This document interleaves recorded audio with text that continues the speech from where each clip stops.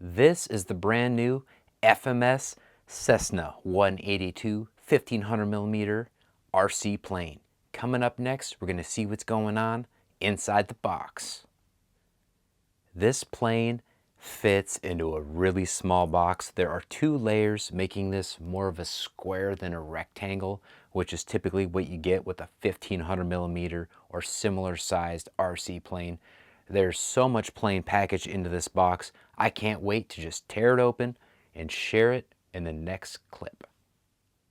Here's a look at the second layer inside the box, and if you look closely, on top of the vertical stabilizer, you can see that there's a light on there. That's right, lights galore on this RC plane, and we will look into that deeper later in the video.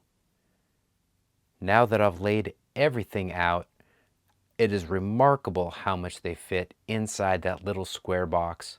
Look at this. This plane is huge, and there's also some really cool tech I'm going to show you next. The first thing I want to talk about is this switch right here. This is on the horizontal stabilizer, and what that does, it makes it so you can disassemble the horizontal stabilizer for transport and or storage really easy. The second is suspension on this nose wheel. Very cool. The third is how this fuselage goes together. You've got that carbon spar, the foam slides into there, and you've got some bolts to bolt it in, and it's nice and sturdy. I saw a buddy that has it. I saw him fly his today, and it is a nice flying plane. It looks so good fully assembled, so I cannot wait to do that. And I'll be doing that coming up here next. But look at those windows in the RC plane. Look at that nice big wing. Look at the landing gear, the mains on the landing gear. There truly are a lot of really cool engineering features on this thing, and one of them is a CG mark, as well as an on and off. Got that on two parts of the wing, and there's a mechanism in there with a little hook, and when you push it on or off, it tells it what to do, so you can have very quick wing removal. After installing both wings, I do want to add to that last clip saying, don't be afraid to push pretty hard on that on-off button, because you're going to need to push it pretty hard to make it do what it needs to do. So if it's off and locked in, off basically means that the wing is locked into position. The on, that has to be depressed quite a bit to get the hook off of the thing where you assemble on the main fuse. And you've got two places on each wing where you do that. And it is a very cool feature. I'm gonna love this with my little car flying at the flying field. And I have a feeling I'll be flying this a lot.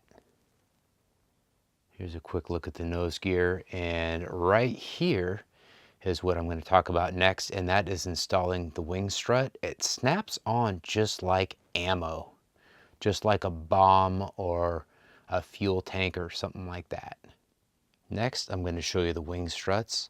On either end, you've got an R with an arrow showing where it needs to go, and I'm going to do the other end first on the wing. Pop that in there like so. And then let's get this in there like that. Pop it back.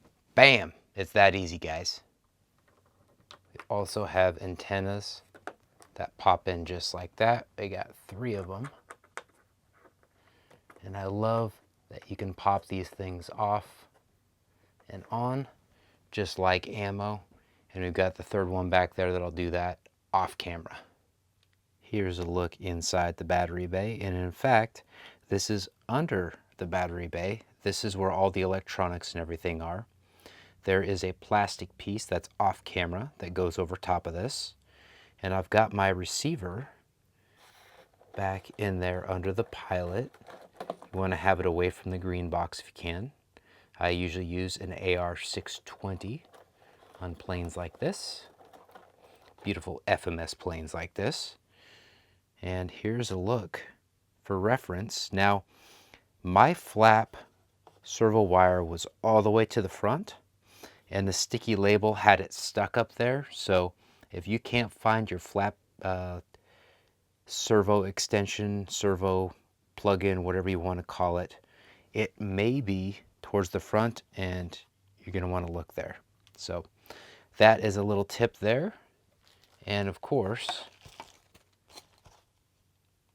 this is a look at the battery bay piece that goes over top of that.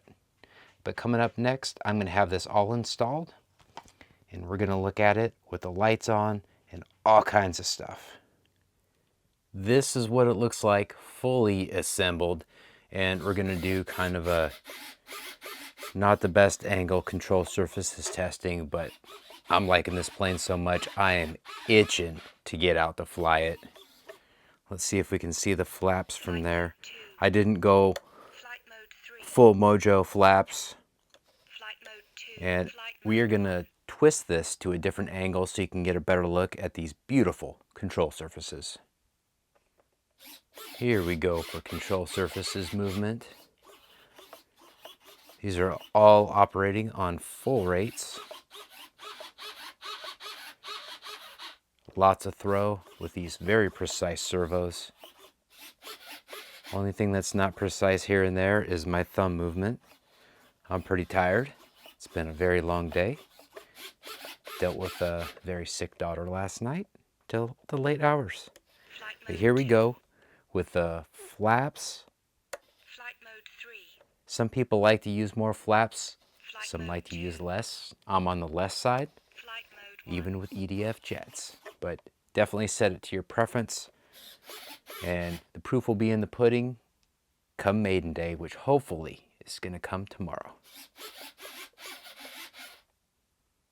This light kit is amazing. Just look at the vertical stabilizer and at the back of the horizontal stabilizer, period. Just that right there is amazing. And of course, you've got the strobing nav lights.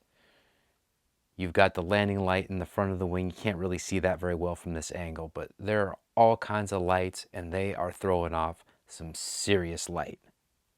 I love this plane so far. What we're going to do now is spin up the prop. Look at that beautiful painted prop. I'm not sure what they call that spinny line. I know there's a technical term for it, but that looks so good. All right, that's not even a third of throttle. Probably closer to a quarter throttle. Let's give it a try from another angle. Let's give it a little more throttle and see what happens.